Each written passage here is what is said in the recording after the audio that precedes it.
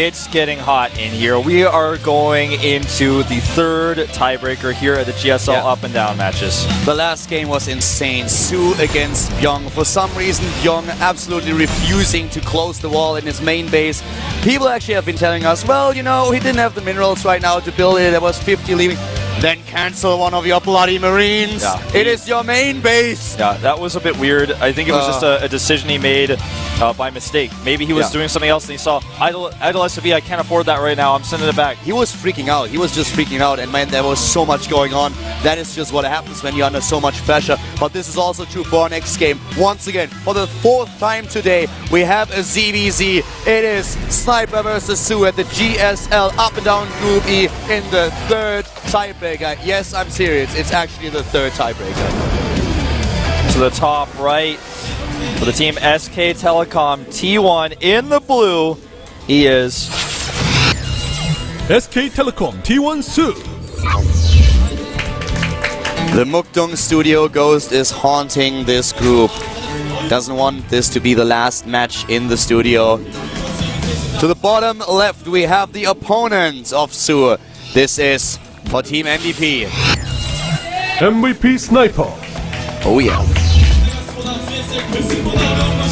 Sniper not able to close things out. Now we start again. There's a bunch of people joking about the studio. I don't even know what that 3rd sign said. Well, I can tell you one thing. We don't have an early pool wolf. And Su won the first game in the regular group today. Then Sniper took the engagement or the battle in the tiebreaker number 1. In the 2nd tiebreaker, Su was the one who was winning. So if that continues, if this pattern continues, then it's now Sniper's turn to win again. Yeah. May continue that way. Yeah. I'm so surprised neither of these players went for an early pool because the amount of builds they've already shown each other going into a mirror matchup like this is starting to stack up, but also this is the first game for the new tiebreaker, so whoever loses isn't out, so you could start an aggressive play like this. Yeah. And interestingly enough, even though most people would go hatch first on this map, they both go pool first because they're both so expecting the other person to go for an early pool. Yeah, most of the engagements that they played, we saw them going into a hatch after pool play. Just because they're not quite sure what's going to happen here. And I mean, this is now the time, guys, where if you are one of those players in the booth, you are really stressed out. I mean, this has been going on for quite some time right now. It's not only that the group stage is actually over, we have the 1st tiebreaker, then the 2nd tiebreaker happens, and suddenly you realize, well, we have a 3rd tiebreaker. It's like, what? Yeah. Well, so far the builds are not different in any way except that the Queen is slightly faster for Su, and he's of course missing a drone because of it, but that's going to even out, and everything is going to solidify itself. We're going to go into a normal game. Well, normal game. We're going to start to figure out the ZVZ of these two players really well. I mean, eventually it's like, all right, well, this is the 17th game they played against each other, and well. We might be here for some time. That's definitely true. I mean, yesterday we had 2 tiebreakers. Today we already have 3. We could head into a 4th. We don't know. We could be here all night. All I know is that my flight is early in the morning tomorrow, and what time? I think it's at 8:45. So could be close, but I think if we hurry, we might be able to make it. All I know is that if we stay here till 7 a.m., I will just have to leave, and y'all have to leave you alone. That's okay. I'm sorry, Calvin. That's absolutely okay. I mean, I don't have any plans for tonight just yet. I mean, we could always go and hang out and go drinking or whatever. But what we can definitely do is, if we end up being here at 7 o'clock in the morning, I will completely have it back. You can't leave. That is no issue. Don't worry, I'll pay you back for sure. That's fine. Don't worry about it. You've done it in the past, and yeah. We're just having this discussion, you know, very lightly here. Baneling Nest goes down for Sniper. Yeah, first, but we will also see it for Su. Would be surprised to not see a Baneling Nest here. This is just, once again, the very safe style that both of these players have been showing us in the last CVZs that they've been playing. And you don't really want to risk anything here. Sniper, you could actually not really tell if he was relieved in the last game when Byung won, because it meant, well, I get another chance to go straight into Cortez, or if he was annoyed because he has to play another tiebreaker. Yeah. We still don't know for sure if there is going to be a wildcard group. We still don't know. The decision has not been made. They are waiting for a few things to be determined before they can finally make the decision. And before this is done, the players don't really know, will the 3rd place in this group do anything for me or not? Yeah. This is actually a little bit absurd what we're dealing with now. Roach Warren goes down for Sniper first. Yeah. And he also adds additional gases. With these gases he's adding, probably going to start his lair as soon as he has 150 minerals. And Sue does it first. No such lair just yet for Sniper. You know, I actually like that the up and downs, the entire week that we had so far, these are the craziest up and downs that we ever had. It's the last time that we have the up and downs here in the studio. It's the last time that we have in the Wings of Liberty. We had double day up and downs, which is also a little bit crazy if you think about it. But then we suddenly have all these tiebreakers yesterday and then today too. So it's just weird. It's like, it's funny. Yeah. I like it. This is, I mean, right now we are looking at this and we're like, well, tiebreaker number 3, but this is one of those stories that we will definitely talk about even in a few years. Yeah, exactly. It's something that no one will forget. And I'm hoping that you guys told everyone to get in here and watch this because it's slowly becoming one of the craziest up and down matches I think we may ever have for the rest of our lives. But Baneling's finish here in time does not get the scout off. And Sniper still actually is not getting full there. He's actually just going to try to hit an all-in with a bunch of roaches. This is the first change we've seen so far in these two players' ZBZ history. Yeah.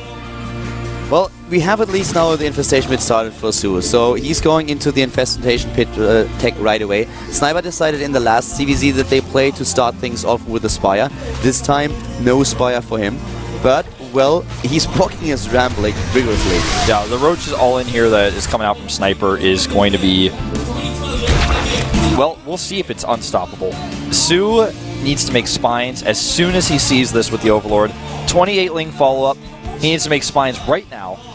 And he starts 2, gets Banelings as well. Banelings are not going to be very useful, but he's desperate. He's got to use all of his resources he can to try to hold on here. The army supply for Sniper here is so far at 51 against 31. He is moving in. He is trying to take this down as fast as possible. He is aggressive. He goes into the choke point. There are the Banelings there already. The Queen's also there. for Sue.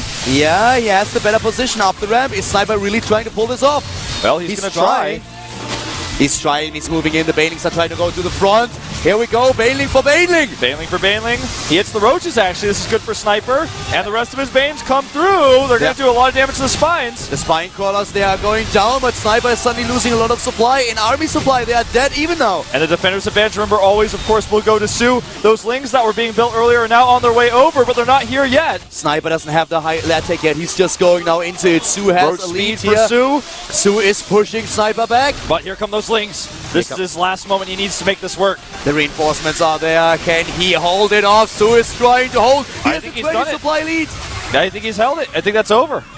Sniper has Lair on the way. He's trying to drone up, but it's a bit too late, buddy. Sue already has the infestation pit, and now the SKT1 Zerg player is on the move. Sniper is trying to get up in his tag, but he's just not there yet. Does he actually have the infestation pit, or did he cancel it? He canceled it.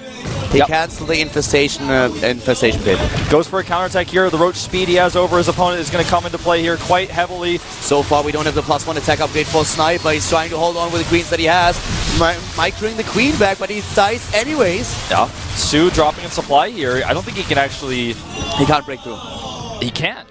You know, the game is actually starting to equalize again. Now the lair tech is done for both players. We don't have the tech completed for Sue with the infestation pit. He starts it again. Exactly, he had to start it again, and that's what he does. Even going into the third base now, he still has a better position, but it's not as dominant anymore. Yeah, Sniper is trying to break his way out here. He's going to also have his third. Can he target down the drone? Ah, he's not paying attention. The drone goes down into a hatchery. And the upgrade lead continues out for Sue, but it's not going to be a big one. Sniper's catching up pretty fast. He's getting his speed. He's getting his +1. Well, at this point, the +1, of course, is going to be an issue because Sue already has it. And Sue is going into +2, but still, all these upgrades that Sniper are building is basically him catching up. Sue is a step ahead in this entire thing. He's about at the even supply, but just in tech. Now going for the Pathogen Glance upgrade already, he's far ahead. And if Sue hits a good timing with Infestors here, Sniper will be in trouble. Sniper is going to go for wave 2. He's not making any more drones. He's hiding his roaches. He's going to try to hit with all that he can. He's going to use the third base for... oh, wow. Is that a changeling? Yeah. Oh, it is? No, he did not see the roaches, though. He didn't see the roaches.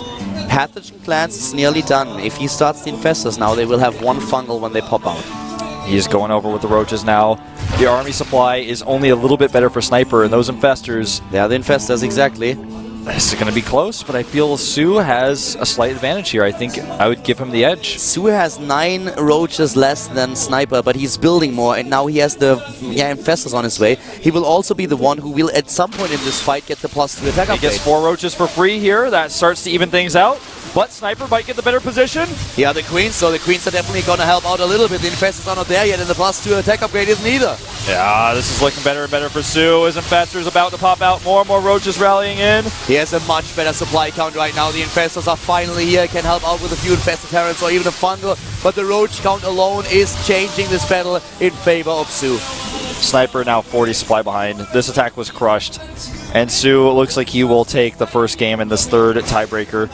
Don't count the Sniper out just yet, but with the +2, the infestors, and all the roaches that Sue is now making, I don't see Sniper holding the next wave of attacks. The tech advantage is just such a huge one. With the infestors, he has the fungals, he has the potential to go into infested terrans, he has more roaches. The third base, this is going to be the issue. Can Sniper hold it? And I don't really see that happening. He needs to have the perfect concave and the perfect engagement to pull that off. Yeah. Oh, Sue tries to force his way in. A little bit too early. His infestors aren't there yet. There we go. Here comes the fungal, pinning those units down. Fungals, and Sniper now down 50 supply. Does not have the production. He doesn't have enough resources. He hasn't been able to mine from his third very much yet. The reinforcements, this is going to be the issue. This battle here is a bit closer than it's actually going to be. There's a Sue Roach in the main, attacking the drones on the high ground. GG! Sue again takes down Sniper. This puts him actually 3-1 against Sniper tonight. Yes. And he breaks the cycle. Yeah, he wins against Sniper twice. He breaks the pattern here. Well, that was a pretty straightforward ZVZ. Yeah. It was kind of one of the ones that you expect to see in a best-of-3 thrown around, that type of all-in. This time it's the leading game going in, so he goes for the roach push. Makes sense. It threw his opponent off, but he had enough to defend. Sniper is now in exactly the same situation that he was in the last tiebreaker, and tiebreaker number 2. He is with his back to the wall. He's down a game. He needs to win against Byung. If he loses to Byung, then for him it's all over. He's in Code A, and Sue versus Byung, the last game in the third tiebreaker, is only going to decide which one of the two will advance to Code S and which one will take third spot. Keep in mind, Flying is already in Code S. He is the one today in today's Group E who got first spot. We are only trying to find out who gets second. He's actually sitting at home right now eating popcorn. He's watching. He's actually watching this. Yeah. He's been on the train for like an hour and a half because the team house is really far away, and he saw him. He's just like, ah! He arrives at the team house, and the coach says, "Oh, by the way, it's still going on." He's like, "What?" He's like, "Yeah, well, they're in the third tiebreaker right now." And he's like, Flying's like, I guess I'll go practice. And the coach is like, no, just sit down and watch. Enjoy it. Enjoy it, exactly. Well, the next install map, Wings of Liberty, install Heart of the Swarm, and while you do it, just enjoy the game. Yeah, by the way, you're invited to the launch party. Yeah. As are you guys, by the way. If you're in Seoul, come down Monday night at 7 p.m. We're going to have an exciting launch event. Well, the map for Byung's next game is going to be Neo Planet S. Neo Planet S. This is a game that they already played. The exact same map. And of course, this match happened a couple of times already. The last time, Sniper took it. Yep. We'll see if they get the same spawning locations. That would be nuts. Top right for Sniper. Top right for Sniper and bottom left for Byung. Byung won this map last time with a surprise error attack. No, Byung won Cloud Kingdom. You're thinking about the wrong game. Yes. The last time they played on this map, Sniper took it. Yes, and it was, okay, yep. That was the mech with the mutas coming in. Exactly. Attacked into the siege tanks. Yeah, I remember. All right, here we go. Game 2 of tiebreaker number 3 of Group E for the GSL up and downs for 2012's Season 2 of Code S, casted by Counter Wolf.